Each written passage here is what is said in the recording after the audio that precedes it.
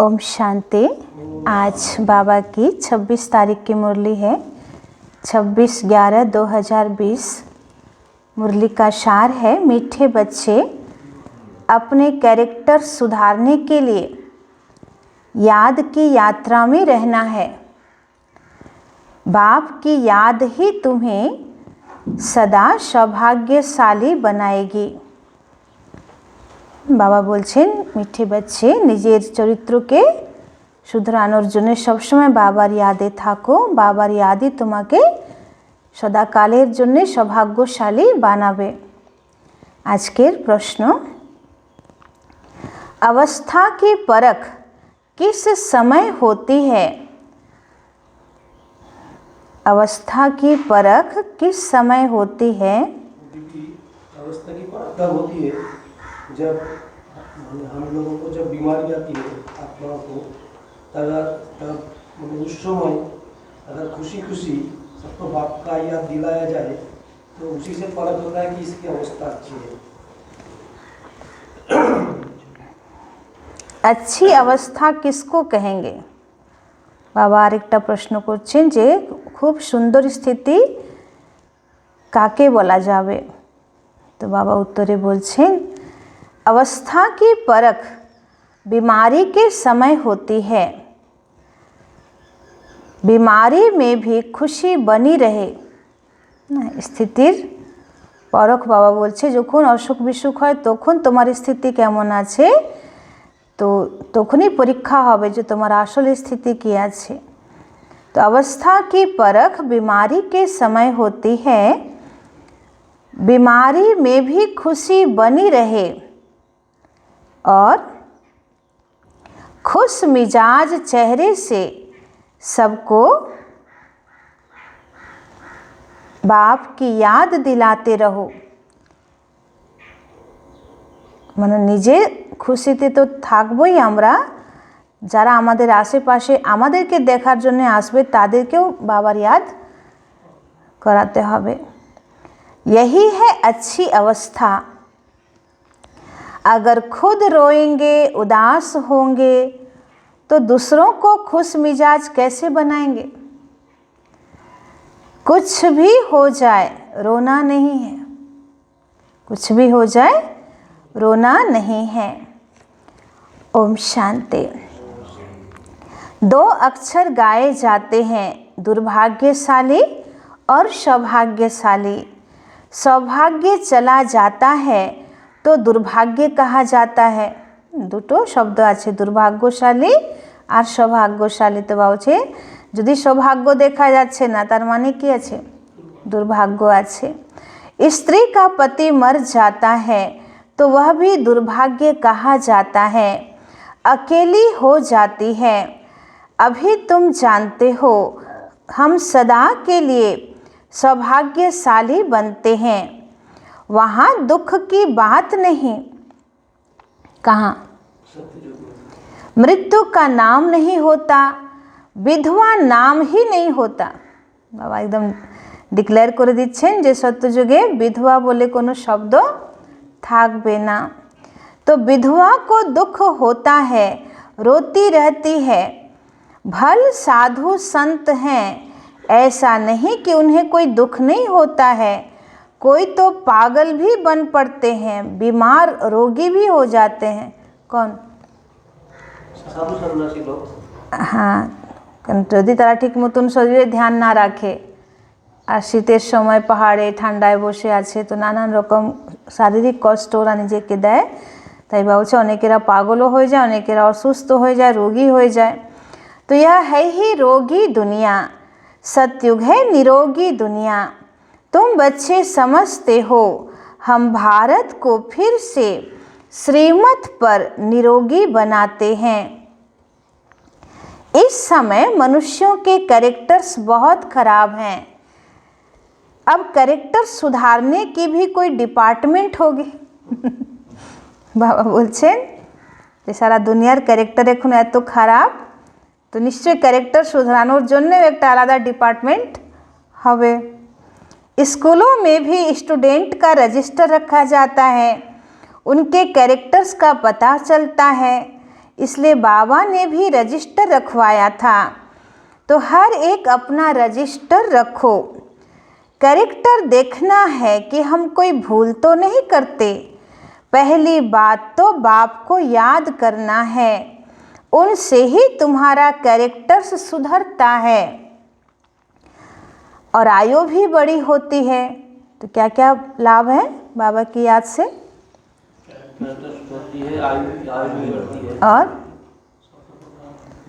और क्या? आत्मा में शक्ति चला आते हैं। आत्मा में शक्ति भरती है और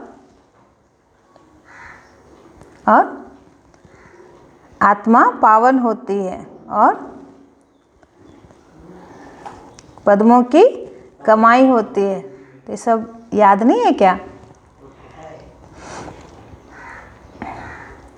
तो यह 84 जन्मों का चक्र तुम्हारे सिवाय और कोई समझा न सके, इस पर ही समझाना है विष्णु और ब्रह्मा। शंकर के तो कैरेक्टर नहीं कहेंगे। तुम बच्चे जानते हो ब्रह्मा और विष्णु का आपस में क्या कनेक्शन है? क्या है ब्रह्मा और विष्णु का? जो ब्रह्मा सो विष्णु, जो विष्णु सो ब्रह्मा। तो विष्णु के 2 रूप हैं, यह लक्ष्मी नारायण। वही फिर 84 जन्म लेते हैं। 84 जन्मों में आपे ही पूज्य और आपे ही पुजारी बनते हैं। বাবা বলছেন যে লক্ষ্মী নারায়ণ এরাই সত্যযুগ ত্রেতা যুগে পূজ্য ছিল, আবার এরাই দাপর যুগে पुजारी হচ্ছে। तो प्रजापिता ब्रह्मा तो जरूर यहाँ ही चाहिए ना। साधारण तन चाहिए, बहुत करके इसमें ही मूंझते हैं। ब्रह्मा तो है ही पतित पावन बाप का रथ। बाबा बोलছেন ब्रह्मा बाबा হচ্ছে पतित पावन बाबार भाग्यशाली रथ, जार शरीरे बाबा ऐसे ज्ञान सुनाচ্ছেন। कहते भी है ना, दूर देश का रहने वाला आया देश पर आए। तो पावन दुनिया बनाने वाला पतित पावन बाप पतित दुनिया में आया।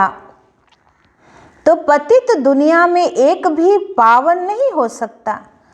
बाबा बोलছেন যে এই পতিত দুনিয়া মানে কলিযুগ দুনিয়াতে একটাও পাবন আত্মা নেই, আবার সত্যযুগে একটাও পতিত আত্মা থাকবে না। তো বাবাকে পতিত পাবন বলা হয়। তো বাবা কাজ হচ্ছে পতিত আত্মাকে পাবন করা। তো বাবাকে এই পতিত দুনিয়াতেই আসতে হবে, বাবা সত্যযুগে আসবে না। যেমন একটা ডাক্তার, তার শব্দের যে মহিমা তখনই আছে যখন তার সামনে পেশেন্ট আছে। তো বাবা বলছে যে আমি পতিত পাবন মানা পতিত आत्माকেই আমাকে उद्धार করতে হবে। तो अभी तुम बच्चों ने समझा है कि 84 जन्म हम कैसे लेते हैं। कोई तो लेते होंगे ना, जो सबसे पहले पहले आते हैं उनके ही 84 जन्म होंगे। सतयुग में देवी देवता ही आते हैं।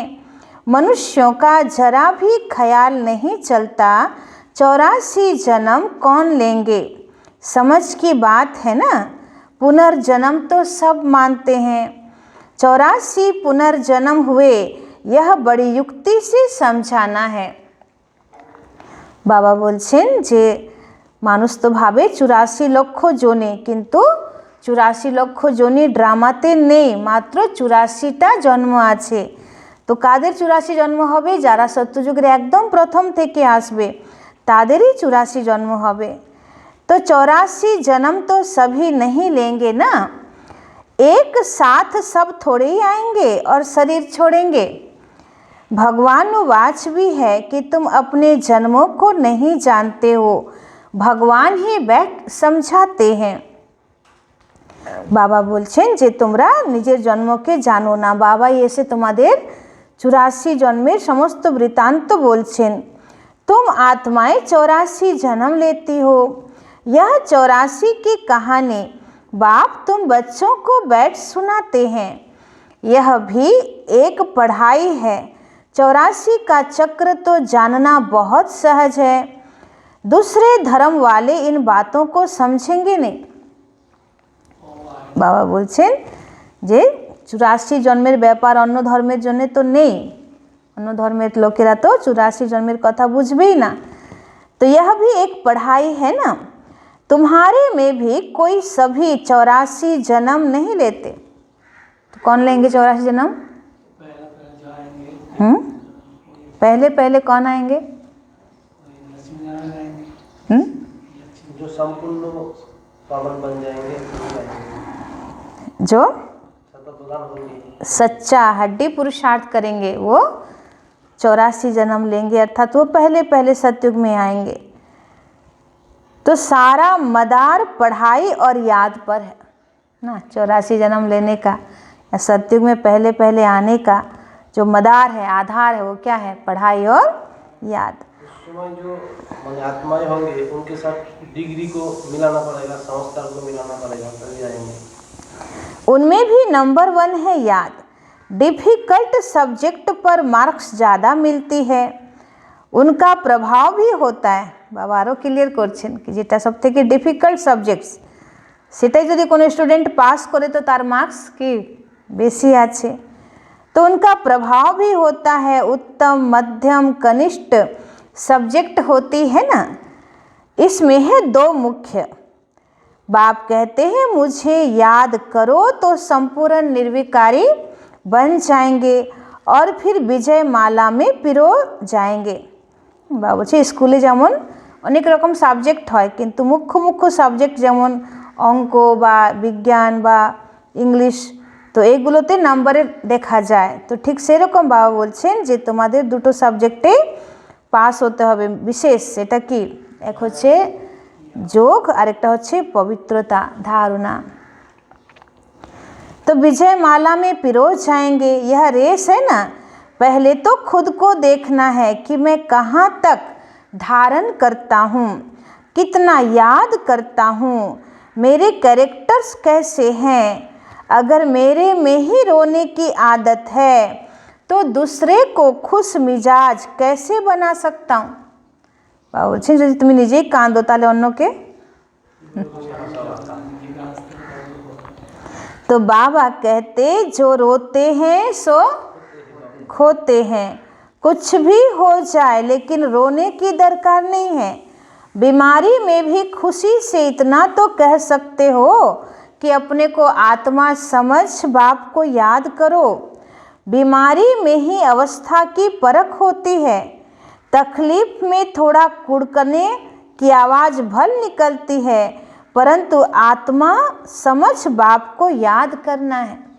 बाबा बोलছে যদি একটু শরীরে কষ্ট হচ্ছে তাহলে একটু তো শরীর ক্যাঁকু করবে, কিন্তু তোমার আত্মা যেন ভিতর থেকে দুঃখী না হয় এবং নিজেকে আত্মা ভেবে তোমাকে বাবাকে স্মরণ করতে হবে।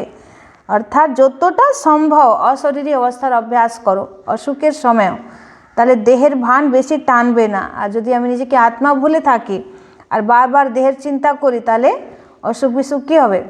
আরও বেশি আমাদেরকে আঁকড়িয়ে ধরবে। तो बीमारी में भी खुशी से इतना तो कह सकते हो कि अपने को आत्मा समझ बाप को याद करो। बीमारी में ही अवस्था की परख होती है। बाप ने पैगाम दिया है। पैगंबर, मैसेंजर एक शिव बाबा है, दूसरा कोई है ही नहीं। बाबा বলছেন আসল पैगाम আসল মেসেজ তো আমি তোমাদেরকে দিচ্ছি যে পরমধাম যেতে হবে। সৃষ্টি নাটকের শেষ টাইম হয়ে গেছে, এবার সমস্ত হিসাব কিতাব চুক্ত করে পরমধাম নিজের বাড়ি ফিরতে হবে, তোমাকে সম্পূর্ণ দেবতা হতে হবে। তো এই মেসেজ এই पैगाम তো অন্য কেউ দিতে পারবে না। তো আসল पैगंबर আসল मैसेंजर एक बाबा ही আছেন। तो बाकी जो भी सुनाते हैं सब भक्ति मार्ग की बातें। বলছে বাকি দুনিয়াতে যে গুরু গোসাই মহাত্মা যা কিছু শোনাচ্ছে সব ভক্তি মার্গেরই कथा सुनाচ্ছে। तो बाप ने पैगाम दिया है इस दुनिया की जो भी चीज़ें हैं सब विनाशी हैं। बाबा आरो स्पष्ट करছেন যে যা কিছু তুমি দেখছো এই দুনিয়াতে सब কিছু विनाशी। अभी तुमको वहाँ ले जाते हैं जहाँ कोई टूट फूट नहीं होगी। बाबा বলছেন আমি তোমাকে এমন এত সুন্দর দুনিয়ায় নিয়ে যাচ্ছি যেখানে কোনো पारिवारिक लड़ाई झगड़ा, कोनो सामाजिक लड़ाई झगड़ा, प्राकृतिक दुर्योग, ध्वंसकारी कोनो रकम काज होबे ना। वहाँ तो चीज़ें ही ऐसी अच्छी बनेंगी जो टूटने का नाम ही नहीं होगा। ভাবছেন সত্যযুগে সমস্ত ফার্নিচার মহল মাড়ি এত সুন্দরভাবে তৈরি হবে যে কিছুই ভাঙবে না, সব সুন্দরভাবে থেকে যাবে। तो यहाँ साइंस से कितनी चीज़ें बनती है, वहाँ भी तो साइंस ज़रूर होगी क्योंकि तुम्हारे लिए बहुत सुख चाहिए। ভাবছে এখানে যেমন সায়েন্স দ্বারা অনেক কিছু তৈরি হচ্ছে, তো সত্যযুগেও বিজ্ঞান থাকবে কিন্তু অ্যাক্সিডেন্ট প্রুফ সায়েন্স টেকনোলজি থাকবে, যাতে কোনো জিনিসে কোনো দুঃখ থাকবে না, কোনো অ্যাক্সিডেন্ট থাকবে না। এ সমস্ত সুখ সাধন ভরপুর সুখ দেবে। যেমন বাবা বলেন যে সোলার সিস্টেম দ্বারা ওখানে রান্না হবে, সোলার সিস্টেম দ্বারা সব কিছু, যেমন ইলেকট্রিসিটি আমরা এখন ব্যাটারি চার্জ করি, এরকম সোলার সিস্টেম দ্বারাই সব কিছু অটোমেটিক চার্জ হয়ে যাবে, নতুন করে কারেন্ট নিতে হবে না। तो बाप कहते तुम बच्चों को तो कुछ भी पता नहीं था। बाबा প্রায় এটা মনে করান যে তোমরা কিন্তু জানতেই না যে বাবা আমাদের জন্য এরকম সত্যযুগ স্থাপন করছে। তোমরা তো শুধু বাবাকে ডেকেছিলে, বাবা পতিত আত্মাকে পাবন বানাতে আসো, বিষয় বিকার মেটাতে আসো, কিন্তু কোনোদিন তোমরা বলোনি যে আমাদেরকে সত্যযুগে নিয়ে চলো বা স্বর্গে নিয়ে চলো। তো এটা এক্সট্রা পাওনা তোমাদের। भक्ति मार्ग कब शुरू हुआ, कितना तुमने दुख देखा, तो यह सब बातें अभी तुम्हारी बुद्धि में है। देवताओं को कहा ही जाता है सर्वगुण संपन्न, 16 कला संपूर्ण। फिर वह कलाएं कैसे कम हुई। बाबा जिज्ञेस করছেন যে দেবী দেবতাদের বলা হয় সর্বগুণ সম্পন্ন, 16 কলায় সম্পূর্ণ, তাহলে যারা 16 কলায় সম্পূর্ণ ছিল তারা এখন কোথায় গেল। अभी तो कोई कला नहीं रही है ना, चंद्रमा की भी धीरे धीरे कला कम होती है।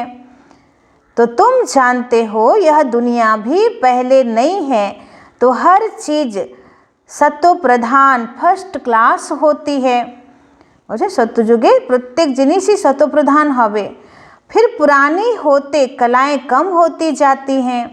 सर्वगुण संपन्न यह लक्ष्मी नारायण है। अभी बाप तुमको सच्ची सच्ची सत्यनारायण की कथा सुना रहे हैं।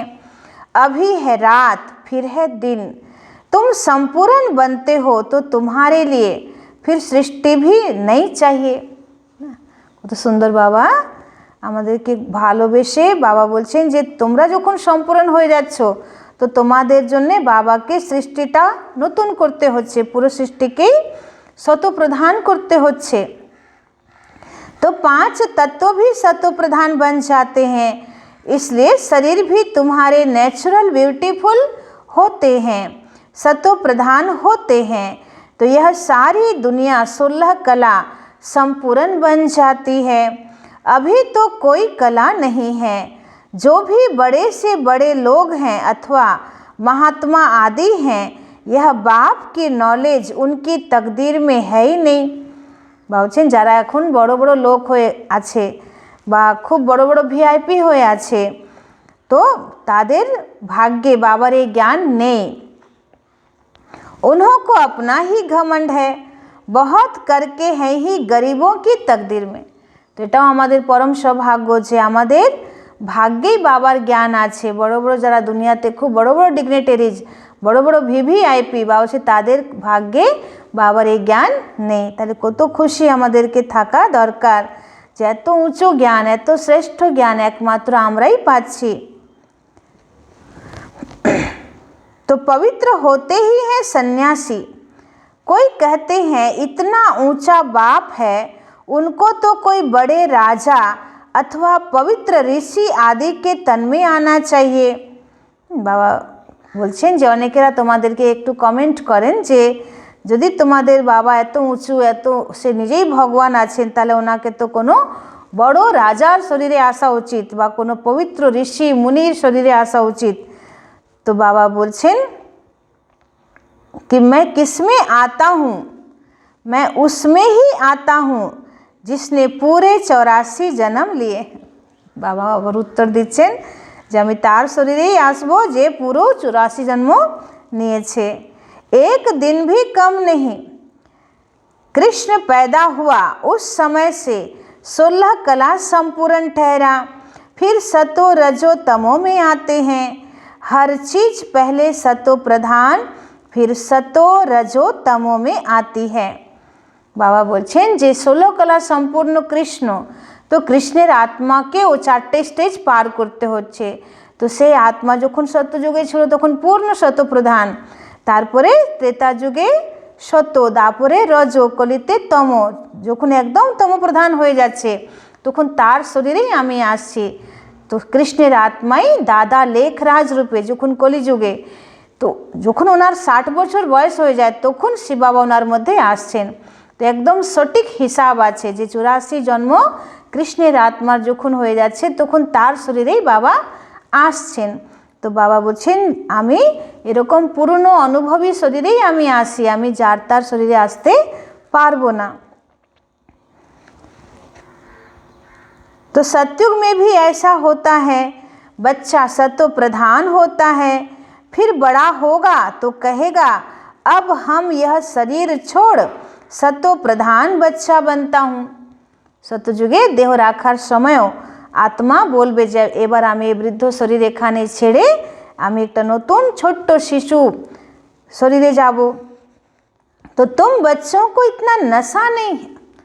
বাবা বলছেন আমি রোজ জ্ঞানের এত সুন্দর সুন্দর পয়েন্ট তোমাদের বোঝাচ্ছি, জ্ঞানের নেশা চড়াচ্ছি, কিন্তু এত নেশা তোমাদের এখনো উঠছে না।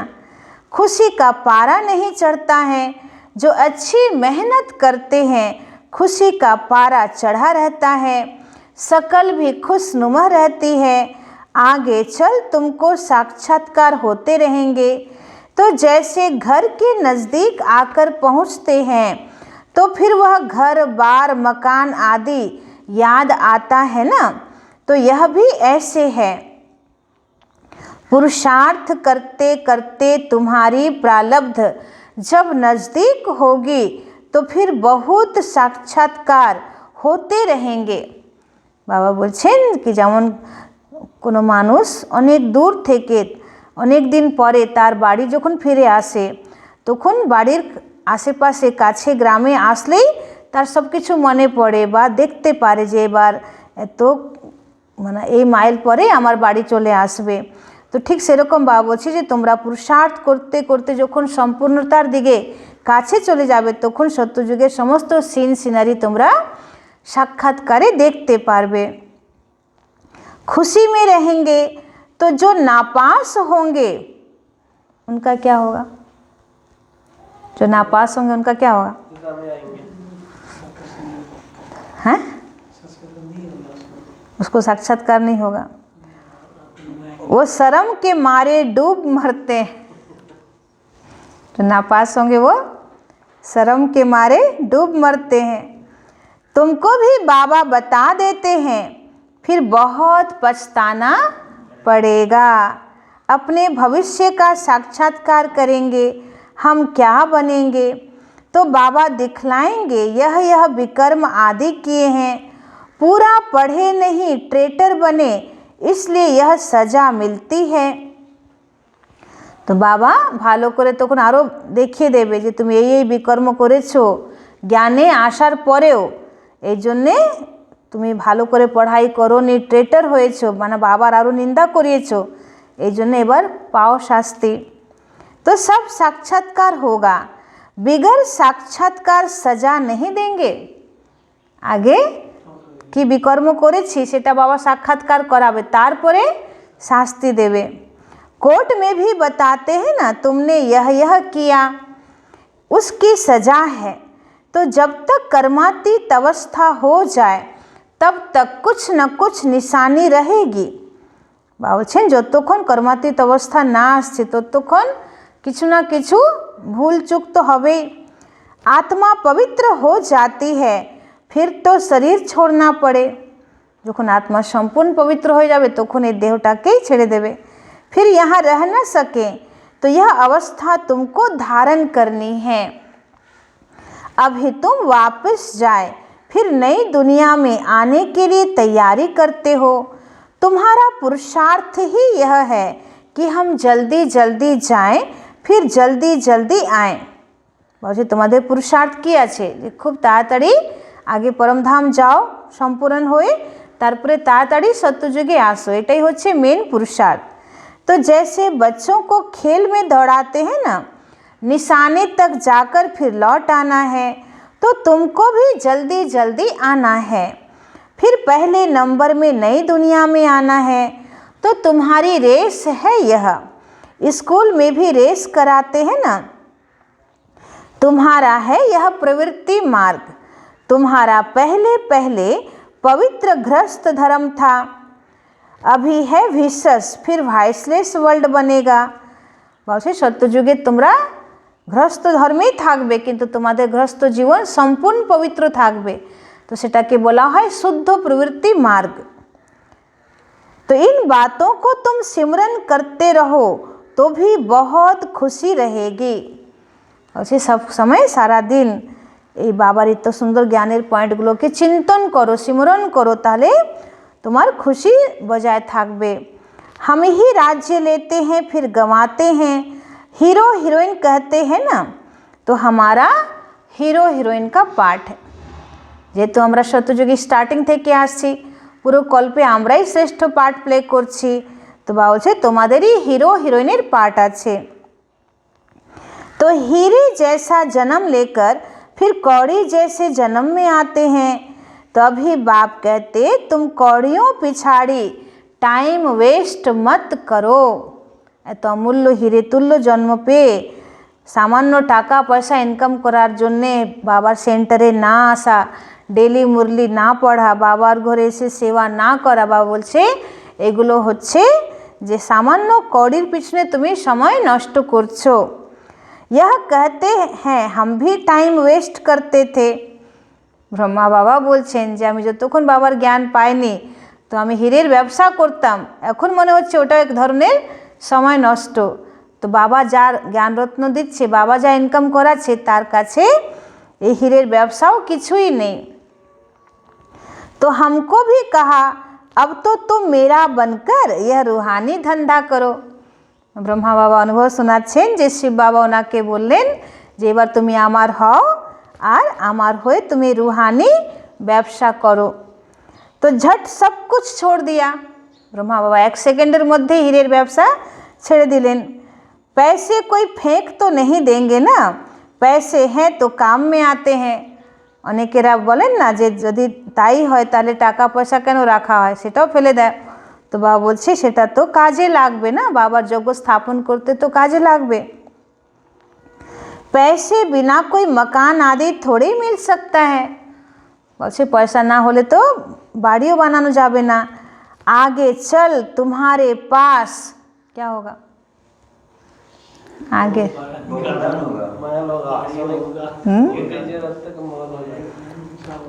आगे चल तुम्हारे पास बड़े बड़े धनवान आएंगे तुमको मदद देने के लिए। एक दिन तुमको बड़े बड़े कॉलेज यूनिवर्सिटी में भी जाकर भाषण करना होगा। बाबा ওই সময় ভবিষ্যবাণী করছেন যে এক সময় আসবে যে বড় বড় কলেজ, বড় বড় ইউনিভার্সিটিতে গিয়েও তোমাদেরকে ভাষণ করতে হবে। কি ভাষণ করতে হবে? कि यह सृष्टि का चक्र कैसे फिरता है, हिस्ट्री रिपीट होती है आदि से अंत तक। तो 5000 বছরের এই সৃষ্টি কালচক্রের রহস্য, ভারতবর্ষের ইতিহাস, এই সমস্ত কিছু আমরা ইউনিভার্সিটি কলেজে গিয়ে পড়াবো। তো এই জ্ঞানটাকে সারা বিশ্বের লোক স্বীকার করে নেবে, বড় বড় বুদ্ধিজীবী মানুষও স্বীকার করে নেবে। तो गोल्डन एज से आयरन एज तक सृष्टि की हिस्ट्री ज्योग्राफी हम बता सकते हैं। कैरेक्टर्स के ऊपर तो तुम बहुत समझा सकते हो। इन लक्ष्मी नारायण की महिमा करो। भारत कितना पावन था, दैवी कैरेक्टर्स थे, अब तो विशेष कैरेक्टर्स हैं, तो जरूर फिर चक्र रिपीट होगा। বলছে সবাইকে জানাও যে এক সময় ভারতবর্ষ কত মহান ছিল, কত এখানে মানুষ পবিত্র ছিল, একদম সদাচারী ছিল, সর্বগুণে সম্পন্ন ছিল। আজকে ভারতবাসীদের অবস্থা কি হয়েছে? তো আবার হিস্ট্রি রিপিট হবে, চক্র আবার রিপিট হবে। तो हम वर्ल्ड की हिस्ट्री ज्योग्राफी सुना सकते हैं, वहाँ जाना भी अच्छे अच्छे को चाहिए। तो जैसे थियोसॉफिकल सोसाइटी है, वहाँ तुम भाषण करो। कृष्ण तो देवता था, सतयुग में था, तो पहले पहले है श्री कृष्ण, जो बड़ा होकर नारायण बनते हैं। बाबा बोलছেন যে নারায়ণেরই ছোটবেলার স্বরূপ হচ্ছে শ্রীকৃষ্ণ। তো নারায়ণ থেকেও শ্রীকৃষ্ণের মহিমা বেশি, কারণ ছোট বাচ্চা শ্রীকৃষ্ণ খুবই শতপ্রধান। तो आओ हम आपको श्री कृष्ण के 84 जन्मों की कहानी सुनाएं। तो এরকম বাবা বলছেন যারা খুব ভক্তি মার্গের লোক আছে, যারা কৃষ্ণকে নিয়ে রিসার্চ করছে, তো তাদের কাছে যাও আর তাদেরকে বলো যে আসুন আপনাদেরকে আমরা শ্রীকৃষ্ণের 84 জন্মের কাহিনী শোনাবো। जो और कोई सुना न सके, तो यह टॉपिक कितनी बड़ी है, होशियार को भाषण करना चाहिए। বলছে যারা হুঁশিয়ার তাদেরকেই ভাষণ করা দরকার। अभी तुम्हारे दिल में आता है हम विश्व के मालिक बनेंगे, कितनी खुशी होनी चाहिए। अंदर बैठ यह जाप जपो, फिर तुमको इस दुनिया में कुछ भासेगा नहीं। বাবা বলছেন ভিতরে ভিতরে সব সময় বাবার সঙ্গে মিষ্টি মিষ্টি রুহরিহান করো, বিভিন্ন রকম যে সমান তার চিন্তন করো, সিমরন করো, তো এত ভিতরে অতীন্দ্রিয় সুখ আসবে যে বাহ্যিক দুনিয়ার কিছুই তোমার ভালো লাগবে না। এই পতিত পূর্ণ দুনিয়ার কোনো কিছুই আমাদেরকে আকর্ষণ করতে পারবে না।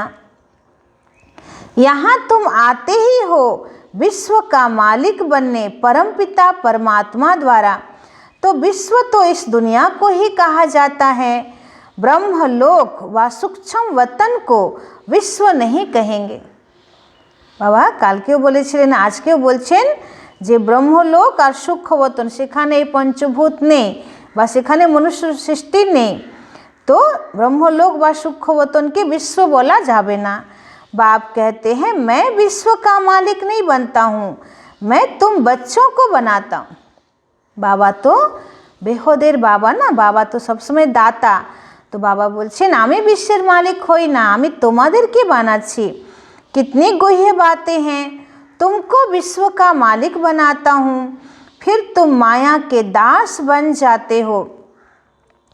यहाँ जब सामने योग में बिठाते हैं तो भी याद दिलानी है, आत्म अभिमानी हो बैठो, बाप को याद करो, 5 मिनट बाद फिर बोलो।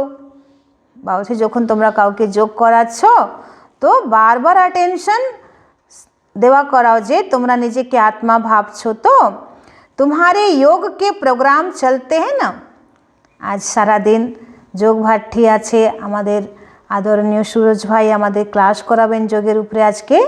তো বাবাও বলছেন যে যোগের প্রোগ্রাম চলছে তোমাদের। बहुतों की बुद्धि बाहर चली जाती है, इसलिए हर 5-10 मिनट के बाद सावधान कराना चाहिए। বাবা জানতেন যে আজকে আমাদের যোগ ভাটি চলবে, এই জন্য বাবা বলছে 5-10 মিনিট পর পর কি করো, সবাইকে সাবধান করো। अपने को आत्मा समझ बैठे हो, बाप को याद करते हो, तो खुद का भी अटेंशन रहेगा। बाबा यह सब युक्तियाँ बतलाते हैं, घड़ी घड़ी सावधान करो। अपने को आत्मा समझ शिव बाबा की याद में बैठे हो, तो जिनका बुद्धि योग भटकता होगा ना वह भी खड़े हो जाएंगे। বলছে বারবার যদি তোমরা বলো তাহলে কি হবে, যাদের বুদ্ধি যোগ এদিকে ওদিকে ঘুরে বেড়াচ্ছে তো তারাও আবার ঠিক হয়ে যাবে। तो घड़ी घड़ी यह याद दिलाना चाहिए, बाबा की याद से ही तुम उस पार चले जाएंगे। गाते भी है ना, खिवैया नैया मेरी पार लगाओ, परंतु अर्थ को नहीं जानते। मुक्ति धाम में जाने के लिए आधा कल्प भक्ति की है। अब बाप कहते हैं मुझे याद करो तो मुक्ति धाम में चले जाएंगे। तुम बैठते ही हो पाप कटने, तो फिर पाप करने थोड़े ही चाहिए। বাবা বলছে যে তোমরা বাবার সঙ্গে কেন যোগ লাগাচ্ছ, যে তোমাদের 63 জন্মের যে পাপ আছে সেটা তাড়াতাড়ি যেন ভস্ম হয়, পাপটা যেন কেটে যায়। তো আবার নতুন করে তোমরা পাপ কেন করছো? তো এখন যদি আমরা পাপ করি তাহলে সেটাকে কখনো আমরা বিনাশ করব। তো নতুন করে কোনো বিকর্ম করো না, नहीं तो फिर পাপ रह जाएंगे। তাহলে সেই পাপ আর বিনাশ করার সময় পাবো না যোগবল দ্বারা। আর সেই পাপ যদি থেকে যায় তাহলে ধর্মরাজপুরীতে অনেকক্ষণ দাঁড়িয়ে শাস্তি খেতে হবে অনেক রকম, আর তখন আমাদের নাম্বার পিছন হয়ে যাবে আর শাস্তিও পেতে হবে আর সত্যযুগে পদও কম হয়ে যাবে। तो नंबर 1 यह पुरुषार्थ है कि अपने को आत्मा समझ बाप को याद करो। ऐसे सावधान करते रहने से अपना भी अटेंशन रहेगा, खुद को भी सावधान करना है, खुद भी याद में बैठे तब औरों को बिठाएं। हम आत्मा हैं, जाते हैं अपने घर, फिर आकर राज्य करेंगे। तो अपने को शरीर समझना यह भी एक कड़ी बीमारी है। বলছেন বারবার নিজের দেহের দিকে আকর্ষিত হওয়া, বারবার নিজের দেহভানে চলে আসা, বারবার নিজের সাজগুজ করা, এটাও একটা বড় বলছে রোগ, কড়া বিমারি। তো এগুলো বেশি করলে কি হবে, আমরা একদম রসাতলে পড়ে যাব। উनको फिर सैल्वेज करना है, বলছে আবার রসাতলে পড়ো, আবার বাবা তোমাদেরকে सैल्वेज করবে। अच्छा, मीठे मीठे सिखिल दे बच्चों प्रति माता पिता बाप दादा का याद प्यार और गुड मॉर्निंग। रूहानी बाप की रूहानी बच्चों को नमस्ते। हम रूहानी बच्चों की रूहानी बाप दादा को पदम गुना नमस्ते नमस्ते नमस्ते। सदा रहेंगे हंसते, बनेंगे फरिश्ते, चलेंगे परम धाम के सीधे रास्ते। शुक्रिया बाबा, शुक्रिया। এবার ধারণার মুখ্য সার 1 নম্বর পয়েন্ট, अपना टाइम रूहानी धंधे में सफल करना है। मुझे নিজের সময় रूहानी ব্যবসায় সফল করতে হবে। हीरे जैसा जीवन बनाना है, अपने को सावधान करते रहना है, शरीर समझने की कड़ी बीमारी से बचने का पुरुषार्थ करना है। নিজেকে দেহের আকর্ষণ থেকে মুক্ত করতে হবে। 2 নম্বর হচ্ছে कभी भी माया का दास नहीं बनना है, अंदर में बैठ जाप जपना है कि हम आत्मा हैं। বলছে কখনো মায়ার দাস হো না, আর ভিতরে ভিতরে খুব পুরুষার্থ করো যে আমি আত্মা। खुशी रहे हम बेगर से प्रिंस बन रहे हैं। আজকের वरदान, वाइसलेस की शक्ति द्वारा सूक्ष्म वतन व तीनों लोकों का अनुभव करने वाले श्रेष्ठ भाग्यवान भव। बाबा বলছেন যে নির্বিকারী স্থিতি দ্বারা সূক্ষ্মবতন বা 3টে লোকের অনুভব যে করতে পারে সেই আত্মা হচ্ছে ভাগ্যবান, শ্রেষ্ঠ ভাগ্যবান। तो जिन बच्चों के पास वाइसलेस की शक्ति है, बुद्धि योग बिल्कुल रिफाइन है, ऐसे भाग्यवान बच्चे सहज ही तीनों लोकों का सैर कर सकते हैं। सूक्ष्म वतन तक अपने संकल्प पहुंचाने के लिए सर्व संबंधों के सार वाली महीन याद चाहिए। বলছে সূক্ষ্ম লোক পর্যন্ত তোমার সংকল্প বাবার কাছে পৌঁছে যায়, তার জন্য তোমাকে বাবার সঙ্গে সর্ব সম্বন্ধ যুক্ত করে একদম খুব মিষ্টি মিষ্টি বাবার সঙ্গে রুহরিহান করতে হবে। এটাকেই বাবা বলছে যে সূক্ষ্ম বা মহিন याद, यही सबसे पावरफुल तार है, इसके बीच में माया इंटरफियर नहीं कर सकती। বলছে এটাই হচ্ছে সূক্ষ্ম পাওয়ারফুল তার, আর এর মাঝখানে माया इंटरफेयर करते पारबे ना। तो सूक्ष्म वतन की रौनक का अनुभव करने के लिए स्वयं को वाइसलेस की शक्ति से संपन्न बनाओ। तो बाबा बोलছেন सूक्ष्म वतনের যে রৌনক সেটাকে অনুভব করার জন্য নিজেকে সম্পূর্ণ নির্বিকারী বানাও। আজকের স্লোগান, किसी व्यक्ति वस्तु व वैभव के प्रति आकर्षित होना ही कंपेनियन बाप को संकल्प से तलाक देना है। और सुंदर बाबा आज के स्लोगान बोलें যে কোনো মানুষের দিকে বা কোনো বস্তুর দিকে বা কোনো সম্পত্তির দিকে যদি তোমার বুদ্ধি আকর্ষিত হচ্ছে, তার মানে সেই সময় সেই মুহূর্তে তুমি অবিনাশী সাথী, সবথেকে মহান শ্রেষ্ঠ সাথী কম্পেনিয়ন বাবাকে তুমি সংকল্প দ্বারা তালাক দিয়ে দিচ্ছ। এটা কত খারাপ জিনিস। তো বাবা বলছেন যে কারো প্রতি তুমি আকর্ষিত হও না বাবাকে ছেড়ে।